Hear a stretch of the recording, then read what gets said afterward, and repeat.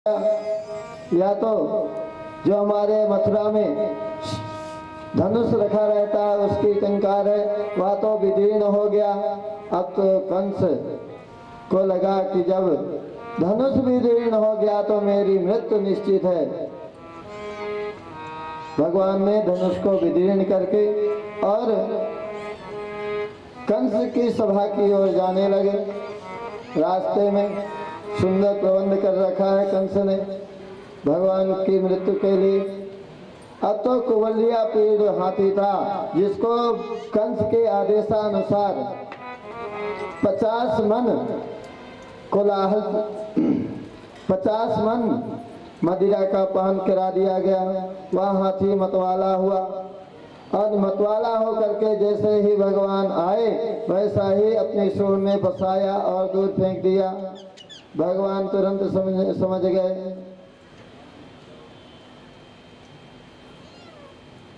कि बिना भय बिन होई न प्रीति, बिना भय के द्वारा इसकी प्रीति नहीं हो सकती। आकर के ठाकुर जी ने उसके हाथ को उसके सूंड को पकड़ा और पीछे से बलराम जी ने पूंछ को पकड़ा। जैसे छोटे छोटे बच्चे रस्सी में फिरंगी डाल करके चूसने वाली चॉकलेट को डाल करके घुमाते हैं फिर उसको चूसते हैं, उसी प्रकार से भगवान ने फिरंगी के समान उन कुबलिया पीड़ हाथी को घुमाया और जो जोर से पटका उसके प्राण पखेरु भगवान के चरणों में विलीन हो गए। बोले वृंदावन बिहारी लाल की जय हो। अब तो ठाकुर जी वहां से आगे बढ़े, आगे जा रहे हैं तो चारुण नाम का पहलवान चारुण और मुष्टिक भगवान से कहने लगे आपने यदि हाथी का अभी आपने हाथी को मारा है, यदि हमसे मल्ल युद्ध करें तो हम आपके पराक्रम को जाने। श्री ठाकुर जी ने और बलराम जी ने ठाकुर जी ने चारुण को और मुष्टिक को बलराम जी ने पकड़ा और जो घुमा करके फेंका प्राण पखेरु भगवान के चरणों में विलीन हुए। और स्वयं ठाकुर जी सुंदर लंबी सी छलांग लगाई और जहाँ पर राजा कंस विराजमान है वहां पर पहुंच गए। राजा कंस के पास में पहुंचे और कहने लगे मामा जी प्रणाम। कंस ने कहा भांजे प्रणाम बाद में, पहले आकर के हमसे गले तो मिल लो। श्री ठाकुर जी से गले मिलने के लिए जैसे कंस बढ़ा और दोनों अपने भुजाओं को जैसे ही ठाकुर जी को अपनी भुजाओं में बांधना चाहा, श्री ठाकुर जी ने नीचे से निकल करके जो कंस के पैरों को पकड़ करके जो फेंका सीधा आ करके रणभूमि में गिरा और रणभूमि में गिरते ही कंस के प्राण पखेरु भगवान के चरणों में विलीन हो गए। बोले वृंदावन बिहारी लाल की जय। सभी के सभी मथुरावासी देखते ही देखते रह गए। अब तो ठाकुर जी ने उग्रसेन जी के पास में गए जो कारागार में बंद थे। कारागार से मुक्त किया और कारागार से मुक्त करके उग्रसेन जी को ही राजा बनाया और अपने माता पिता वसुदेव और देवकी को बंधन से मुक्त किया। बोले वृंदावन बिहारी लाल की जय। सुंदर मथुराधीश के रूप में भगवान, बोले मथुराधीश भगवान की जय जय हो। वसुदेव और देवकी जी ने मन में विचार किया अभी हमारे लाला का यज्ञोपवीत संस्कार नहीं हुआ है, यज्ञोपवीत करना चाहिए। बलराम जी का और भगवान श्री कृष्ण का यज्ञोपवीत संस्कार गुरुजनों को बुला करके कराया। अब भगवान विद्या अध्ययन के लिए संदीपनी ऋषि के आश्रम पर गए। विद्या अध्ययन करने के लिए ठाकुर जी गए और थोड़े ही समय में विद्या का अध्ययन कर लिया। गुरुग्रह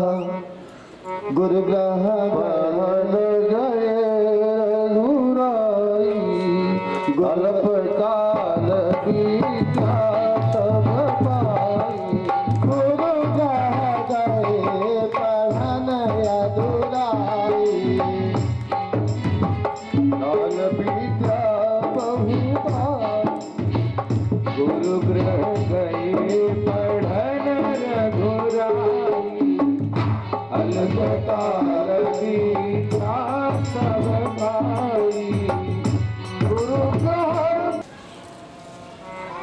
जहाँ पर व्यवस्था है वहाँ पर सभी जाकर के अक्रोज जी महाराज ने भगवान श्री कृष्ण को और बलराम जी को ठहराया और इधर नंद बाबा भी सभी गोप ग्वालों के साथ में पीछे से मथुरा में प्रवेश किया। नंद बाबा और भगवान श्री कृष्ण ने रात्रि में विश्राम करने के पश्चात प्रातः काल ही ग्वाल वालों ने के आकर के कन्हैया से प्रार्थना की, हे कन्हैया, हे कन्हैया, हमें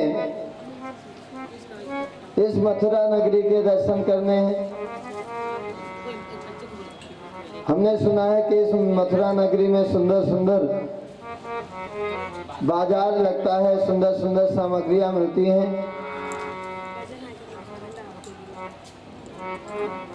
इस मथुरा नगरी को देखने के लिए चलना। कन्हैया, चलो देख करके आते हैं। जैसे ही कन्हैया ने बलराम जी के साथ में सभी कन्हैया ने बलराम जी के साथ में और सभी बाल वालों के साथ में मथुरा नगरी के दर्शन के लिए चले, देखने के लिए चले, तो जो मथुरा वासी हैं सभी के सभी भगवान के दर्शन के लिए चल दिए। क्या किया?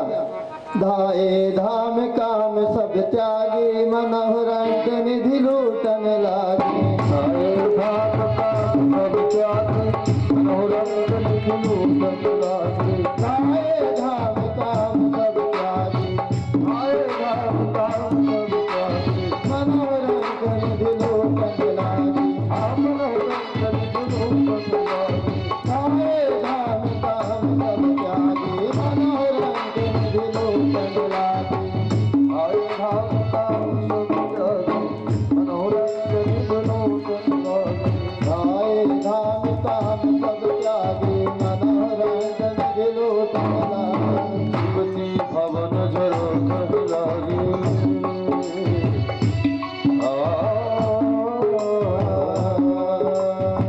युवती भवन झरोख लागी। राम देखियो कहीं अनुरागी। जुगती भवन झरोखन लागी, जुगती भवन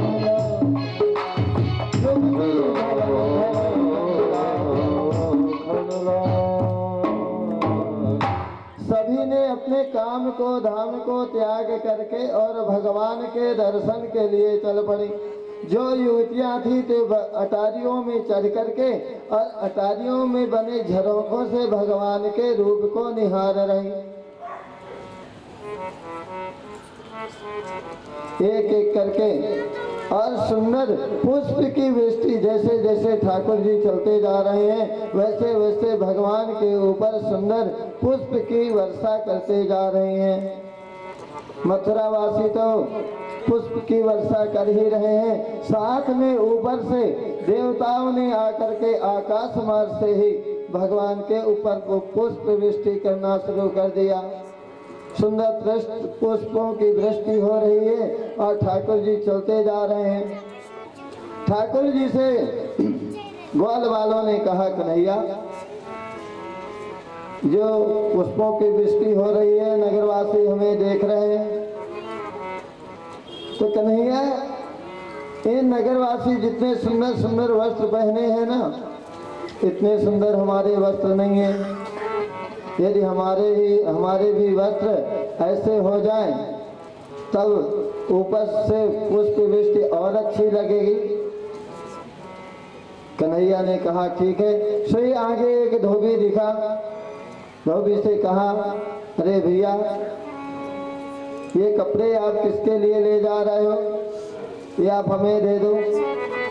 सो धोबी ने तेज तेज से कहना शुरू कर दिया, आप कौन हो, कहाँ से आए हो, आपको ज्ञात नहीं है क्या, ये मथुरा के राजा कंस के वस्त्र हैं, इनको छूना भी मत, दूर हो जाइए। जैसे ही दूर होने के लिए कहा, भगवान ने पास जाकर के जो एक दिया, सोई उसके प्राण पखेरु भगवान के चरणों में विलीन हो गए। सभी ग्वाल वालों ने उन वस्त्रों को लिया। अब तो वस्त्रों को पहनने लगे। वस्त्रों को जैसे पहनने लगे, एक एक वस्त्र में 10-10 ग्वाला घुस जाते। एक पैर में 10 ग्वाला, एक पैर में 10 ग्वाला, हाथ में भी 10 ग्वाला। सबने आकर के कन्हैया से कहे, लाला, ये तो हमें वस्त्र नहीं दिख रहे, मानो राजस्थान भवन का राजस्थान टेंट हाउस है, उसके वस्त्र दिख रहे। ऐसे लग रहा है जैसे टेंट हाउस का सामान हो कन्हैया, ये तो वस्त्र नहीं दिख रहे।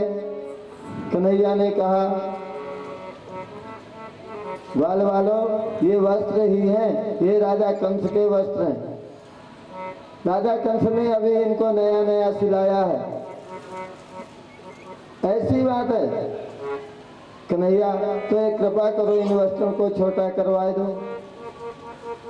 जैसे कन्हैया से प्रार्थना करी, कन्हैया ने देखा कि आगे एक दर्जी का मकान था। जैसे दर्जी के पास में गए, दर्जी ने तो कुछ बोला ही नहीं, चुपचाप कपड़े सिलने लगे। चुपचाप कपड़े सिलने लगा, कुछ बोला ही नहीं। जैसे जैसे वस्त्र आते जा रहे हैं, वैसे वैसे लेते जा रहे हैं। दर्जी ने मन में विचार किया, कहीं हमने कुछ जवाब दिया, कहीं कुछ उल्टा सीधा बोल दिया, तो जैसे धोबी का हाल हुआ है, कहीं वैसा ना हो जाए। मेरे छोटे छोटे बच्चे हैं, मैं क्या करूँगा, मेरे बच्चे कहाँ जाएंगे, मैं मृत्यु को प्राप्त हो गया तो। अब तो जल्दी अपने पूरे परिवार को बुला लिया दर्जी, और भगवान के ग्वाल वालों के लिए वह वस्त्र सिलने लगा। ग्वाल वालों को सुंदर सुंदर वस्त्र पहना दिए, और जैसे ही वस्त्र पहनाया, सोई ग्वाल वालों ने कहा, लाला, अब तो हमारे वस्त्र अच्छे हो गए। वस्त्र के पश्चात में सुंदर तिलक, यदि माला मिल जाए पुष्पों की। जैसे ही माला के लिए कहा, सुंदर माली दिख गया, और माली ने ला करके भगवान को सुंदर सुंदर मालाएं दी। 5 रंगों की सुंदर माला ठाकुर जी को पहना दिया, और सभी ग्वाल वालों के लिए सुंदर सुंदर मालाएं बना करके सभी ग्वाल वालों को पहना दिया। मालाएं पहन ली। अब तो ठाकुर जी के साथ में जैसे जा रहे हैं, पुष्प वृष्टि हो रही है। कन्हैया, एक बात अभी अधूरी है, हम आपके सेवक हैं, वैष्णव हैं, विष्णु के भक्त हैं, इसलिए हमारे माथे में तिलक होना चाहिए। जैसे ही कन्हैया से प्रार्थना की, श्री ठाकुर जी ने देखा कि एक चेहरे से सुंदर, लेकिन पीछे की जो पीठ होती है वह बहुत ऊंचा टीला जैसे दिख रहा था। कुबड़ी मैया को देखा। भगवान ने मन में विचार किया, इस पर कृपा करनी चाहिए। श्री उसके पास में जा करके ठाकुर जी ने कहा, हे सुंदरी, तुम कहाँ जा रही हो और तुम्हारे हाथ में ये क्या है? जैसे ही सुंदरी कहा, वैसे ही वह मन में विचार करी, हे लाला, आप कौन हो और मुझे सुंदर बोल रहे हो? मेरा नाम तो कुब्जा है और इस मथुरा के जो नगरवासी हैं सब हमें कुबड़ी कुबड़ी कह करके बुलाते हैं और आज पहली बार आपने मुझे सुंदरी कहा। लाला, तुम कौन हो, कहाँ से आए हो? कन्हैया ने सब कुछ अपना समाचार बताया और पूछ लिया, मैया हे सुंदरी, यह आपने जो अंगराग ली है, जो आपने चंदन लिया है, किसके लिए लेकर के जा रही हो? सोई कुब्जा ने कहा, या तो मैं महाराज कंस के लिए लेके जा रही थी, लेकिन अब कंस को देने की जरूरत नहीं है। यह जो चंदन है आपके योग्य है, आप इसे धारण करो। और ठाकुर जी के माथे में स्वयं अपने हाथ से लगावे लगी। कुब्जा के सौभाग्य को तो देखिए, आज अपने हाथों से उस अखिल कोटि ब्रह्मांड नायक के ललाट पर तिलक कर रही है, सुंदर तिलक कर रही। और उसके बाद में सभी ग्वाल वालों के यहाँ पर तिलक किया।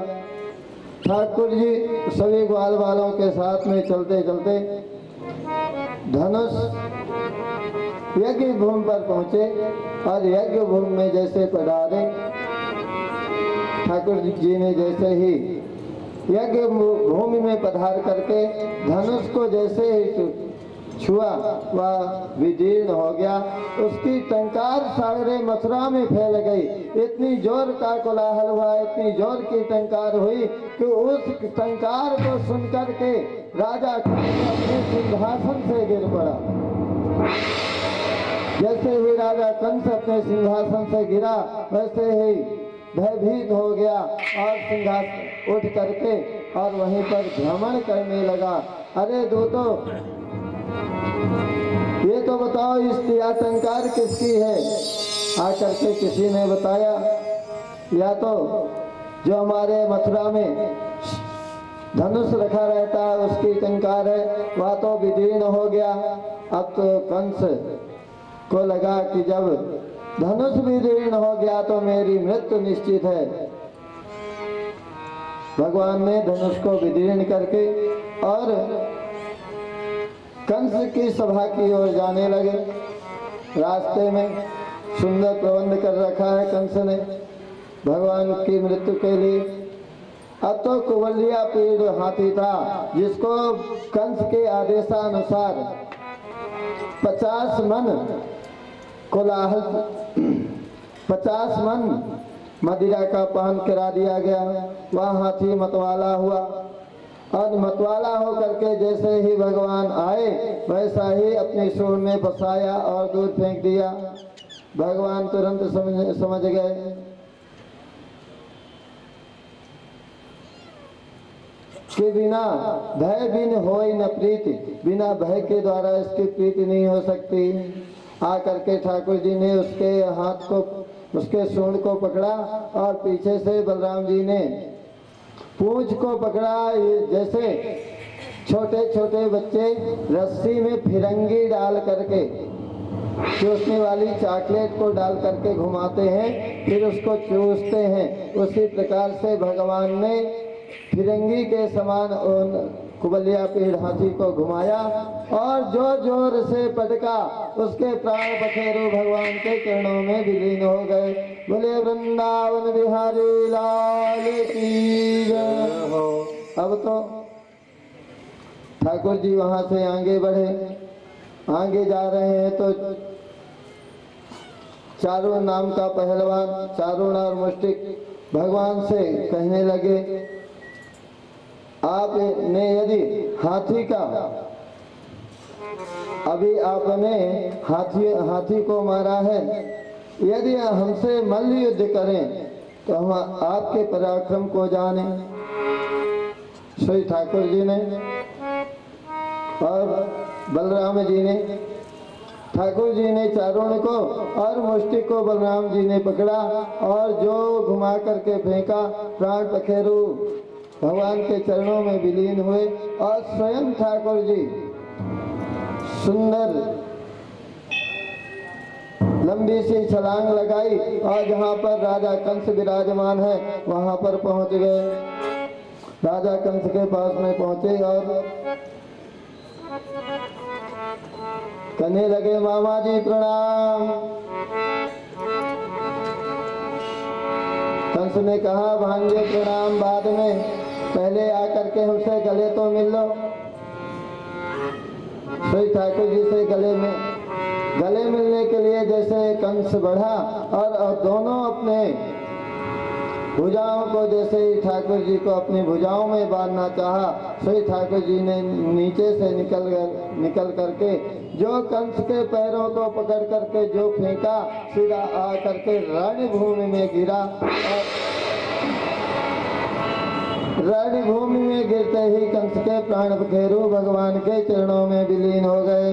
बोले वृंदावन बिहारी लाल की जय। सभी के सभी मथुरावासी देखते ही देखते रह गए। अब ठाकुर